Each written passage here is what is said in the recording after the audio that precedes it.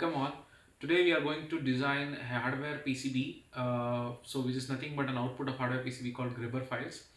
We are going to start with the circuit design and we are going to design a schematics for that and proceed to a PCB layout which will be used for the fabrication. So the output file that we are going to generate is nothing but Gerber files which will be used for the fabrication of PCB board.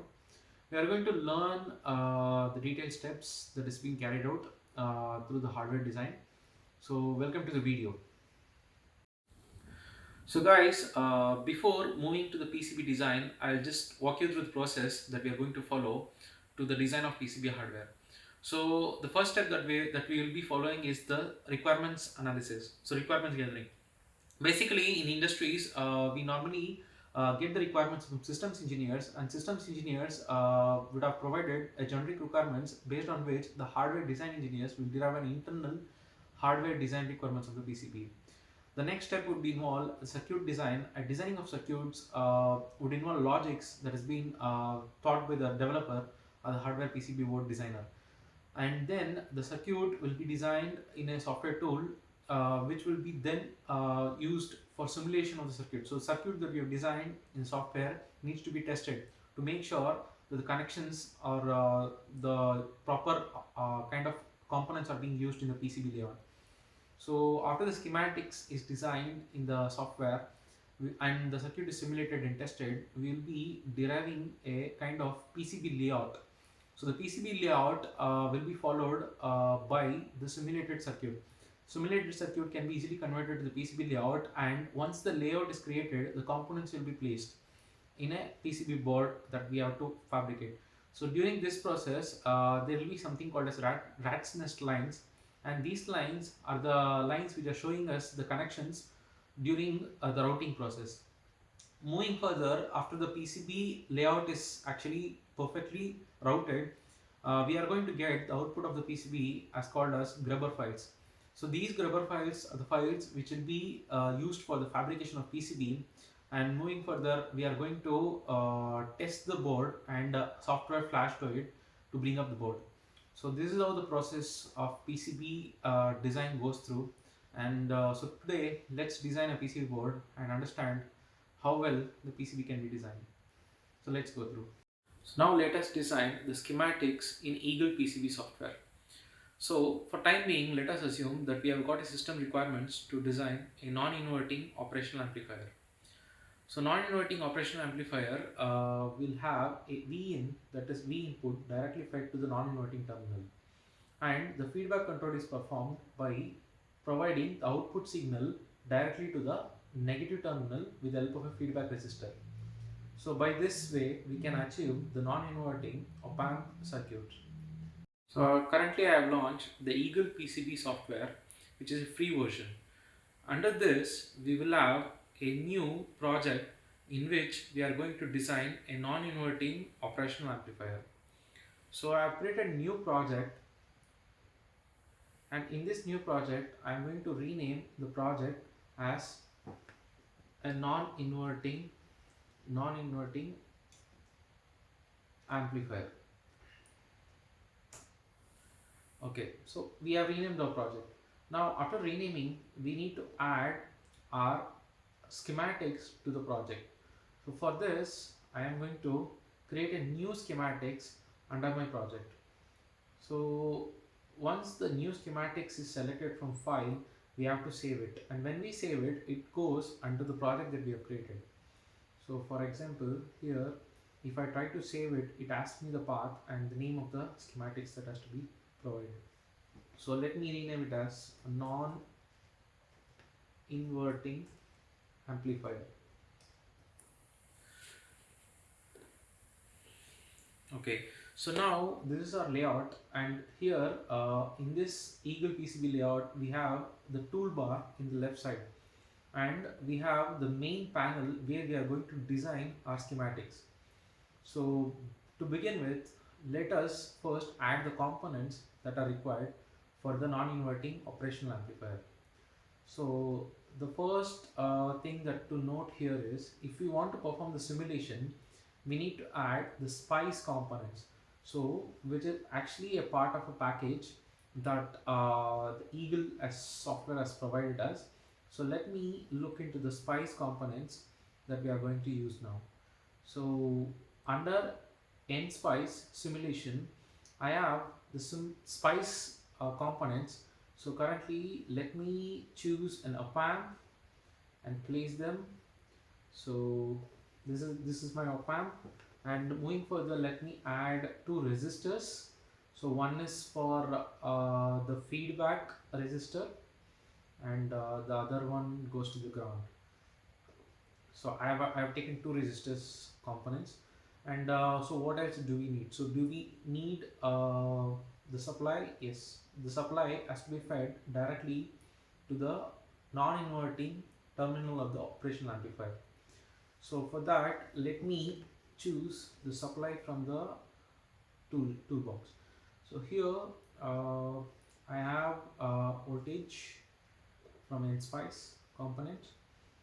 So since it's a non-inverting amplifier, I'm going to place the positive side connecting to the positive of the non-inverting terminal.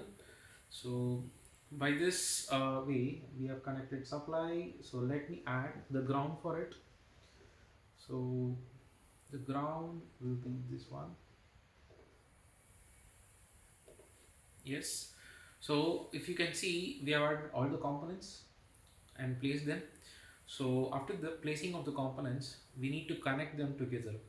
So connection of the components can be done by using a net.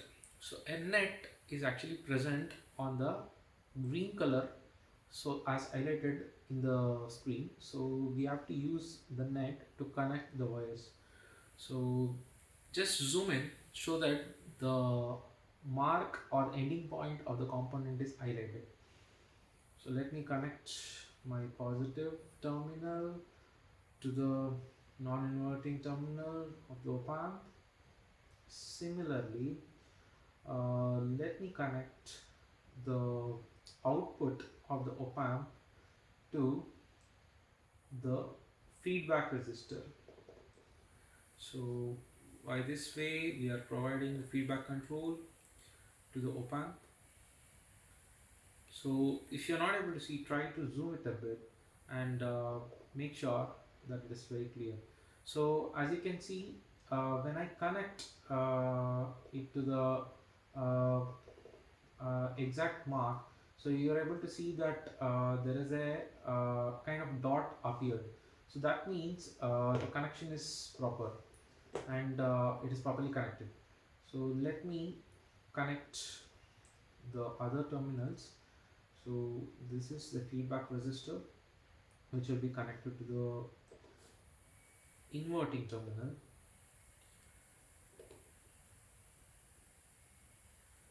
Yes, I connected the negative terminal of the op-amp, that is the inverting terminal, and let me connect the other resistor of the non-inverting terminal circuit. So as you can see, I am placing the components in a proper way, so that it makes us the readability, or in order to debug the issue if the wires are not properly connected. So let me connect the net for the ground. So whenever you want to move any component, make sure you highlight in that particular area as I'm doing there, and then try to use the net to connect to your component. It's good that if you try to zoom and make sure the bubble appears. So this is our circuit, and I have the negative terminal and supply to be connected.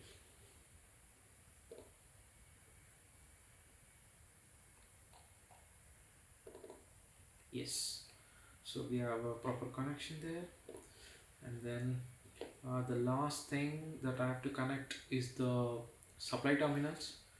So let me connect the positive end to the supply. Yes. And let me connect the negative terminal of the op-amp supply to ground.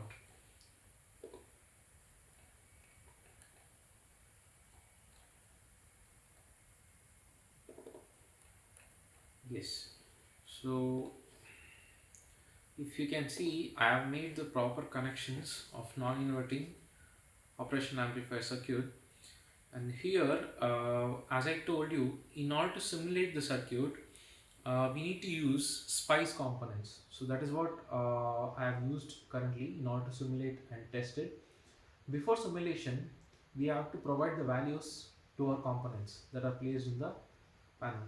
So let me add the value, the supply value.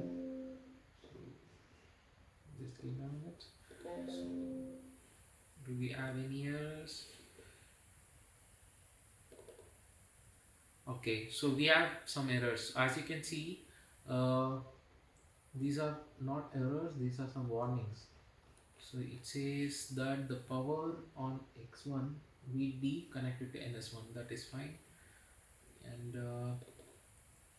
one has no value, part 2 has no value. Okay, fine. So now let us provide the value for our components. The supply that I am going to provide to the op-amp non-inverting amplifier is 5 volts.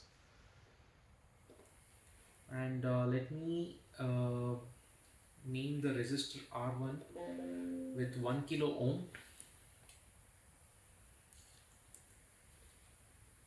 That is feedback resistor, and the resistor R2 with 1 kilo ohm as well.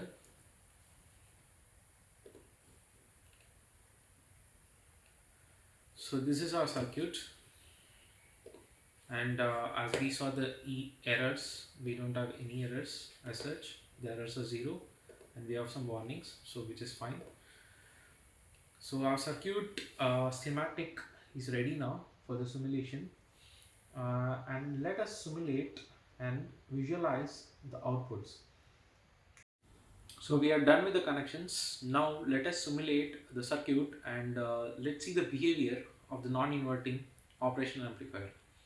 In order to simulate the circuit, as I mentioned before, we need to use spice components here, and along with spice components there is a kind of voltage probe that is provided with the Eagle software tool. So if you can see, the voltage probe icon is highlighted. Let's place one voltage probe at the end of the output terminal, so as shown there, and similarly let me place one more voltage probe to monitor the input signal voltage, so as depicted there. The naming of VCC and Vout is automatically popped out because I have already used the VCC and Vout for this circuit when I designed previously. Now in order to change the name of the probe, you can go to properties and edit the names as your wish. So now let us predict the output of this. As we all know, the gain of the non-inverting operational amplifier is provided by 1 plus the feedback resistor here, that is R1, divided by R2. When we provide the voltage gain formula to the circuit with having the resistor R1 value as 1K and R2 value as 1K with supply of 5 volts, the gain will be twice of it. So if the gain is twice of it, assume that the input voltage is 5 volts, the twice of the input voltage will be 10 volts. So in our case, the V out must be 10 volts if the supply is 5 volts. In order to verify that, let me simulate the circuit and show them to you how the circuit actually behaves. So let me click on simulate button, and when I click on simulate button, so here you can see there are 4 options that are provided with the tool. One is the operating point, second thing is the DC sweep, third is AC sweep, and fourth is transient. For now, let us understand the transient, and in the upcoming videos, I'll try to cover what these 4 simulation results mean. So in transient, we have to specify the start time of the simulation and stop time of the simulation. The start time I have provided of 25 milliseconds and stop time of the simulation I have provided that is 29 milliseconds. Always make sure that the stop time is greater than the start time of the simulation transient that you have provided. So let me simulate the circuit. So as you can see, it got simulated. Uh, by the graph that is popped up, I'm able to see the green color that is highlighted is VCC, so which is nothing but 5, and the red color that we have got in the top is the voltage V out, which is nothing but 10 volts. So based on the gain formula, we got gain, closed loop gain of twice of the input. So if input is 5 volts, then output we got as 10 volts, which is proper. So by this way, we have simulated the circuit.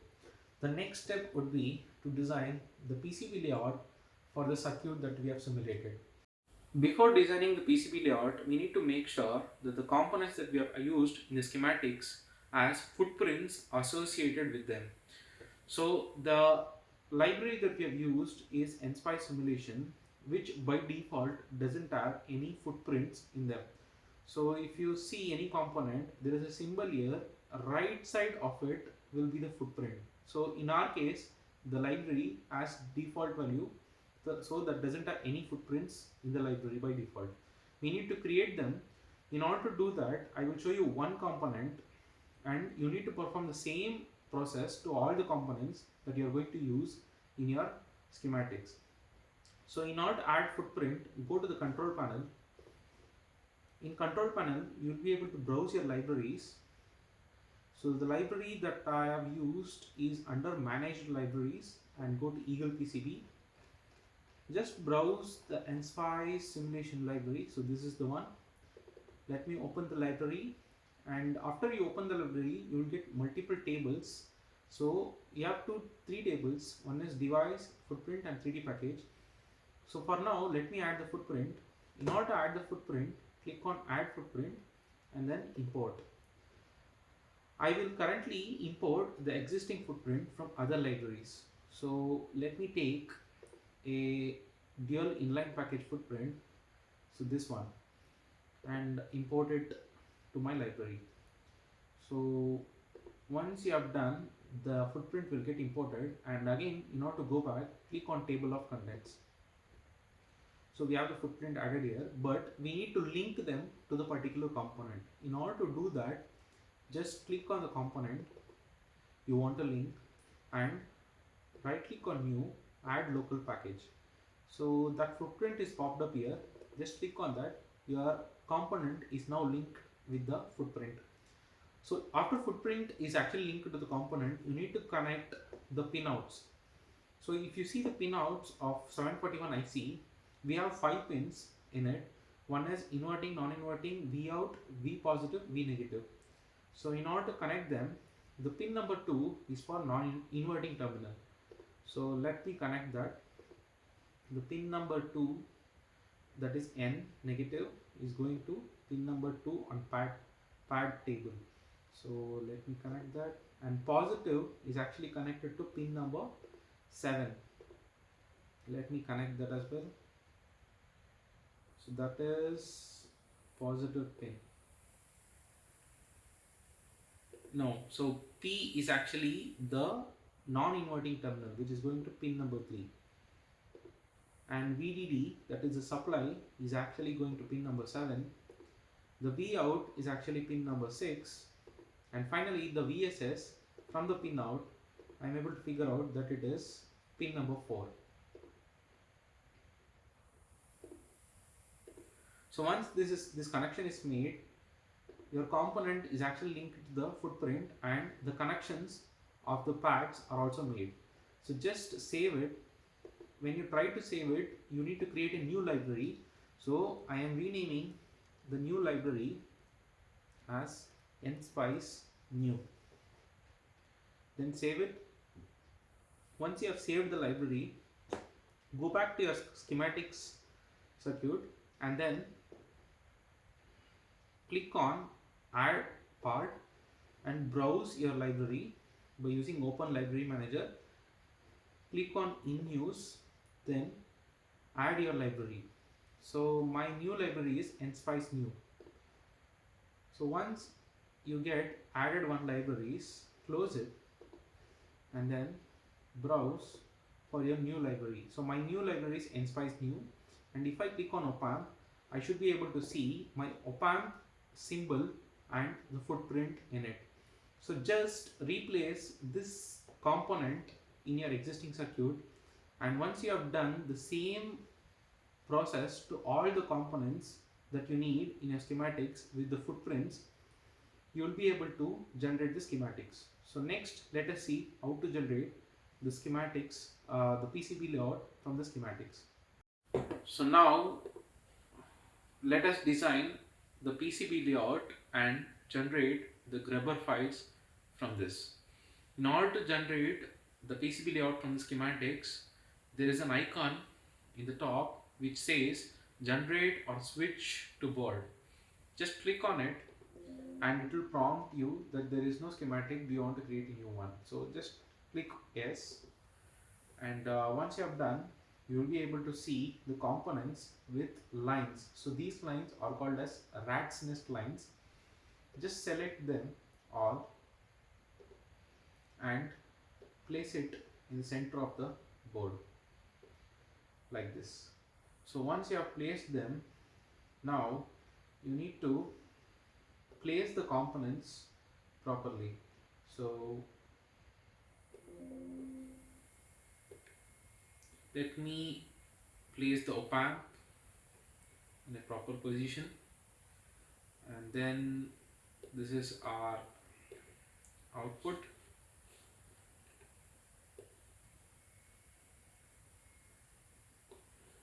Then our resistors,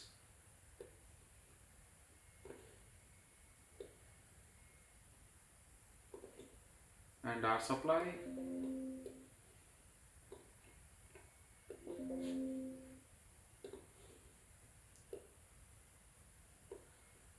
then this is our ground.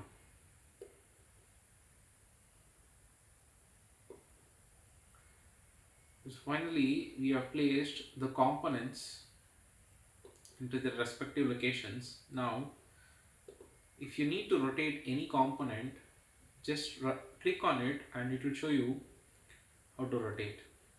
So if you click on the component and right click, that will rotate the component and you can place in an appropriate way.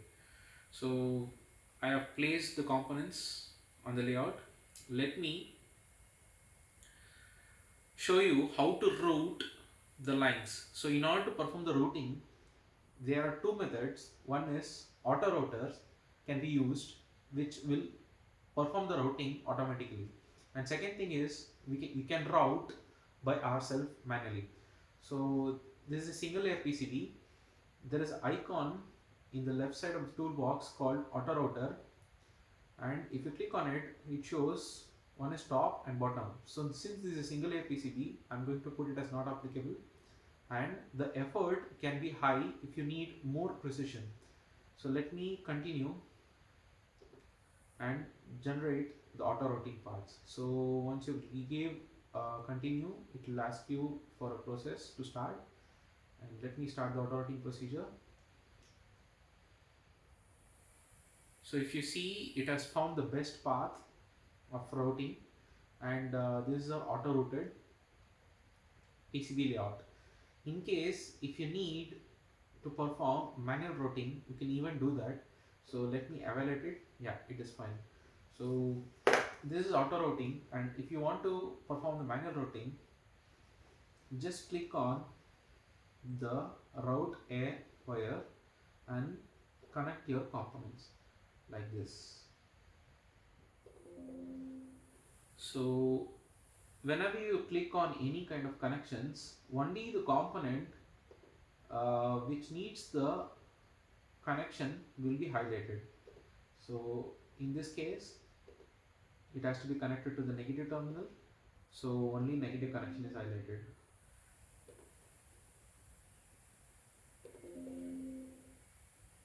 So if you need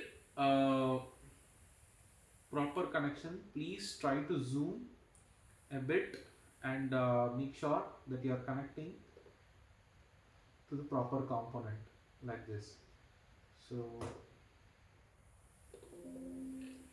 I made few connections, and let me complete the others as well.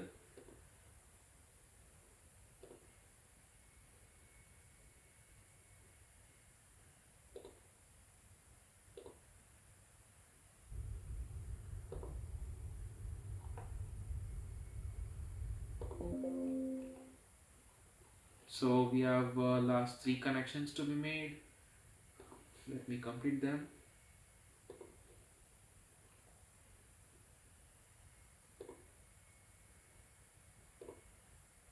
It's good that you give a gap between the wires, so that the routing path will have some space between the two routed path. And let me connect the supply terminals.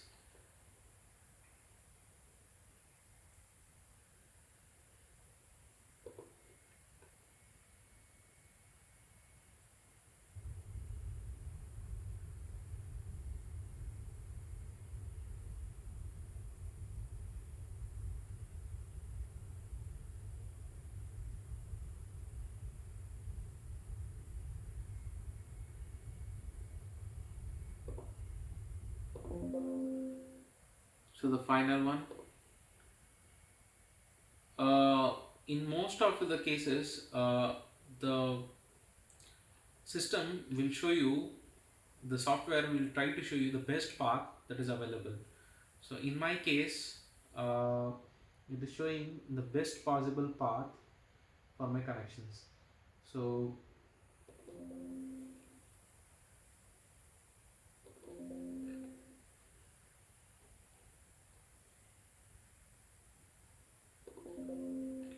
So I have completed my connections, and this is how it looks. So since I have made the connections in a lesser time, it's not more accurate. But if you try to connect the components by consuming more time and with more precision, then it will be, the PCB components will place very well. So as of now, let me proceed with the auto routing.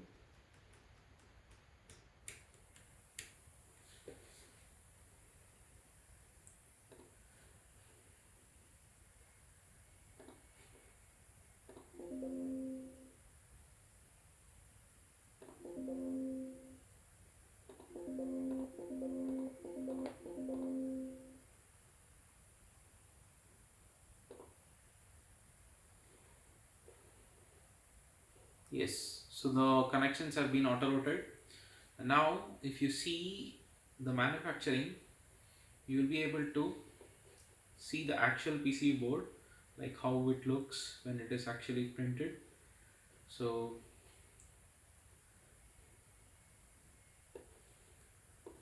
this is how it looks when we print the PCB board. So for this PCB layout that we have created, we need to generate the Gerber output files. So in order to generate the Gerber output files, let me go to CAM processor here in the top, click on it, and it will say to save your work. So just click on save, and if you see in Gerber we have many files like the top copper layer, bottom copper layer, solder mask layers, and silk screen layers, along with drill, assembly, everything. So just generate all of these files, and you need to provide a zip of these files to your PCB manufacturer, who is going to fabricate the PCB layout that you have designed. So let me process the job, and it will ask you the path where you want to save. So I am saving in the project folder. So my job is processed, and my Gerber files would have been generated in CAM outputs, Gerber files, and here I am able to see .gbr files. So these are the files which are going to be provided to the PCB manufacturer for the PCB fabrication. So that's it. Please subscribe for more such videos, and let me come up with some another PCB design in the next video. Thanks for watching. Have a great day. Bye.